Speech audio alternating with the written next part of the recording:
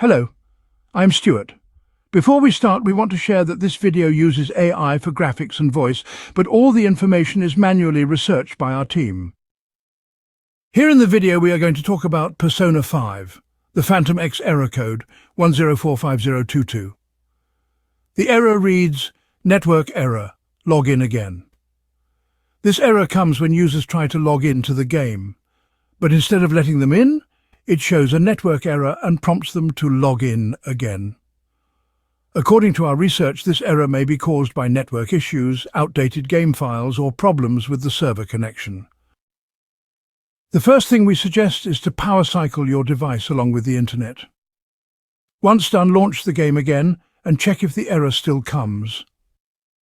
If the error still comes, check if the game needs an update.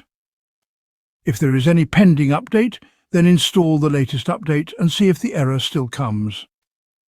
If the error still persists, check the integrity of the game files. And check if this helps with the error. If the error still continues, try switching your network. Connect over a different Wi-Fi or mobile hotspot and check if the error still comes.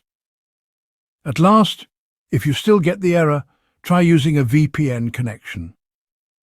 Once connected to a VPN, launch the game and check for the error. Thanks for watching. This is all we have for the error.